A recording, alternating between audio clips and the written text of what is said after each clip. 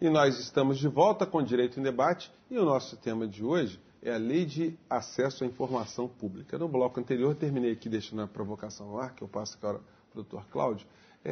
Mesmo as informações que são aparentemente públicas, elas acabam sendo imprestáveis para a gente porque a gente não consegue decifrá-las. E aí, como é que a gente sai desse nó, Dr. Cláudio? É por isso que a gente precisa ter portais ou empresas ou entidades ou CIPs que estejam hoje preparadas para entender essas estruturas de contas que são apresentadas pelas entidades, pelos órgãos públicos. Porque a compreensão de como é gasto o dinheiro, no que ele é empregado, é fundamental para que a gente tenha um controle, não é, da própria administração, para que a sociedade possa, de fato, exercer no momento oportuno esse controle e, principalmente, de ter o detalhamento, que é o que você falou, daquilo que é gasto. Por exemplo, na questão que o Guilherme destacou, de remuneração de servidores, em especial de magistrados, hoje nós temos o Conselho Nacional de Justiça, que estabeleceu, através de uma resolução, que é a Resolução 133, as parcelas indenizatórias que são devidas aos magistrados.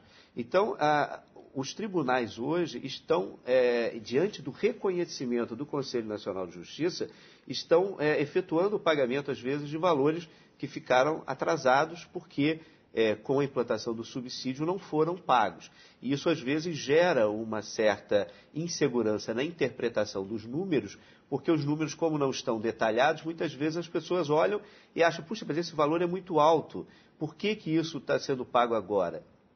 E muitas vezes é uma verba atrasada. Na questão tarifária, por exemplo, de pedágio, nós temos uma estrutura para chegar ao valor da tarifa e nós não sabemos, por exemplo, que a ambulância que está escrito lá, que é de uso gratuito, ela está sendo paga por cada um dos usuários que contribui com o pagamento do pedágio, ou seja, não é um serviço gratuito. Se ele tem uma fonte de custeio, alguém está pagando por isso, e é evidente que somos nós todos que usamos aquela rodovia. Eu preciso saber, por exemplo, quando uma concessionária contrata um serviço de uma empresa para fazer uma obra na rodovia, mesmo que não seja uma obra prestada diretamente ao Estado, é uma obra que vai ser custeada com recursos cujo valor, que é o pedágio, é fixado pelo Estado. Então, cada um de nós vai pagar por ele. Então, acho que a transparência envolve exatamente a análise detalhada, a análise cuidadosa desses números. Aí, doutor Guilherme, a internet tem um papel muito importante nesse tipo de questão, né?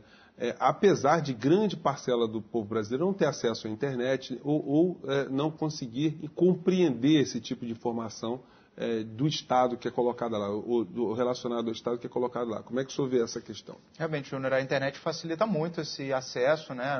O fato de não precisar ir a um órgão público, requerer uma certidão, facilita já bastante, democratiza o acesso, mas a tua preocupação, revelada na pergunta anterior, é com a qualidade da informação. Isso que a gente tem realmente que se preocupar muito, né? Só jogar na internet milhares e milhares de planilhas, números, isso provavelmente não vai cumprir o papel de dar transparência como numa questão mais complexa, uma licitação, uma obra grande. Um detalhe, doutor Guilherme, também, hoje eu estou fazendo um desafio para o nosso telespectador. Eu já procurei várias vezes saber, e pelos portais da Presidência da República e de instituições próximas que lidam com economia, com fazenda pública, quanto é que nós, no Brasil, pagamos de juros das dívidas que nós temos contraídas em nosso nome.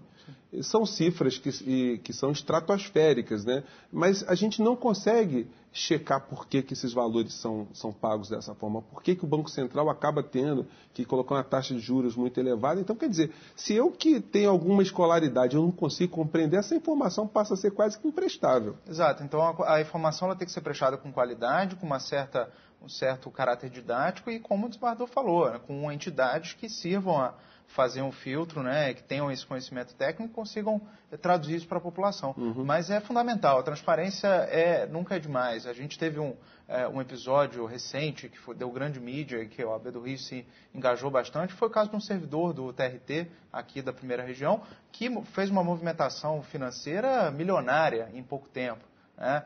E era um servidor, não se dizia o nome dele, não se dizia a que título ele fez essa movimentação. E o cidadão, isso acaba gerando desconfiança. Aliás, nem se disse de início que seria um servidor, o que colocava dentro da possibilidade ali naquela hipótese, qualquer magistrado, desembargador do TRT também, poderia ter sido o titular dessa movimentação, e o cidadão acaba desconfiando. Peraí, alguém do Poder Judiciário movimentou, ele já pensa logo no juiz.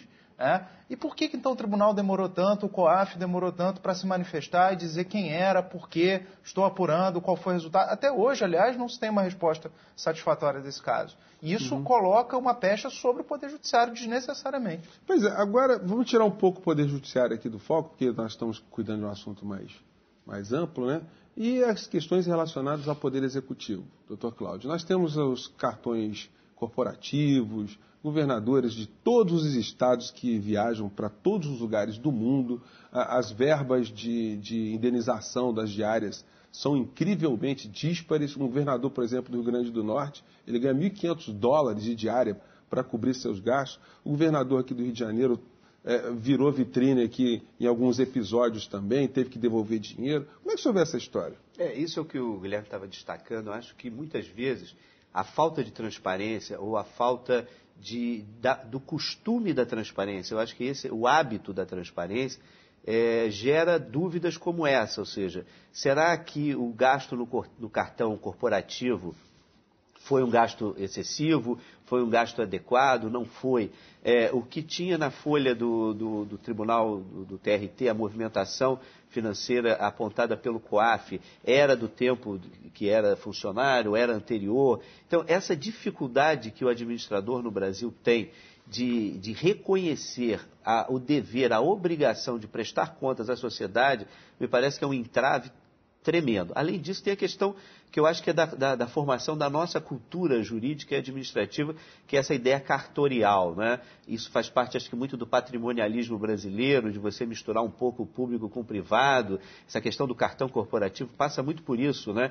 Ele tem o cartão no bolso, ele acha que o cartão é dele, ele gasta como ele quer. Não, aquele cartão é um cartão que é da entidade, é do órgão, é do governo que ele representa, ou seja, a despesa que tem que ser feita ali é despesa pública, né? Mas, doutor Cláudio, a gente fica diante de uma encruzilhada, porque é o seguinte, do ponto de vista jurídico, do ponto de vista legal, essas quantias são gastas em viagens, por exemplo. A gente teve, o Jornal Globo fez uma matéria colocando o governador da Bahia, o Jacques Wagner, como campeão de viagens internacionais, né? Do ponto de vista jurídico, essas viagens são lícitas, mas e aí, como é que fica a moralidade? Pois a transparência acho que está intimamente ligada não só à publicidade, mas principalmente à moralidade e eticidade com que você exerce os cargos e as funções que são do povo, né? E que são exercidas em nome do povo, e é para isso que as pessoas ocupam cargos e funções públicas. Então, eu acho que os nossos mecanismos de controle, eles acabam, e aí não basta a transparência, eu acho que a transparência ela dá a informação, mas é necessário que os mecanismos de controle funcionem. E a gente tem um sistema de controle de contas, né, os tribunais de contas e tal, e o Ministério Público para atuar nestes casos em que há, muitas vezes, ilícito sendo praticado. Então é preciso que a sociedade saiba que esses fatos devem ser levados ao conhecimento do Ministério Público, dos tribunais de contas, atuação importante das entidades, não só da OAB, que é uma parceira sempre das grandes lutas nacionais pela eticidade na sociedade brasileira, e nós entendemos, acho que o judiciário tem que estar junto, eu acho que não há possibilidade do judiciário e da advocacia e do Ministério Público estarem em lados diferentes. Nós somos parceiros na construção de uma sociedade melhor, de uma sociedade mais justa, de uma sociedade igualitária e principalmente uma sociedade que tenha transparência de informações e que os mecanismos de controle, e aí eu incluo a ordem, incluo os próprios tribunais, o Ministério Público, os tribunais de contas, possam exercer e efetivamente controlar o que as pessoas estão fazendo com o dinheiro público. Doutor Guilherme, então, quanto mais cidadania, melhor, né? Quanto mais gente informada, gente escolarizada, gente consciente que tem que participar na história do nosso país, aquilo que acontece com o vizinho, aquilo que acontece com o hospital, com a polícia, tudo, é responsabilidade nossa, melhor, né? Sem dúvida. Democracia nunca é excessiva, não existe democracia em excesso, né? Democracia, quanto mais, melhor, sem dúvida. Democracia passa por tudo isso, por transparência, né, por condutas éticas, por administração responsável, não tem dúvida. Então, os mecanismos de controle, como disse o desembargador, são fundamentais.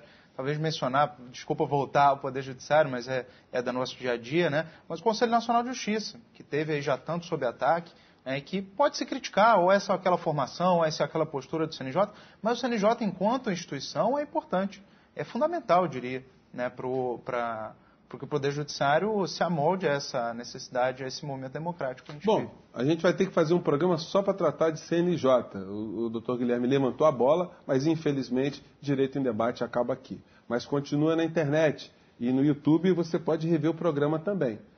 No nosso site da OAB, você pode acessar o www.oabrj.org.br, que nosso programa estará lá disponível para você. E você também pode mandar suas críticas e sugestões para o nosso e-mail, que é direitoemdebate@oabrj.org.br. Eu agradeço muito a participação dos nossos convidados de hoje, o doutor Guilherme Pérez, ele que é subprocurador-geral da OAB aqui do Rio de Janeiro, e o desembargador Cláudio Delorto, ele que é coordenador de defesa de direitos e prerrogativas da Associação de Magistrados Brasileiros e presidente da MAERJ, que é a Associação dos Magistrados do Estado do Rio de Janeiro. A gente se encontra no nosso próximo Direito em Debate na semana que vem. Um grande abraço e até lá.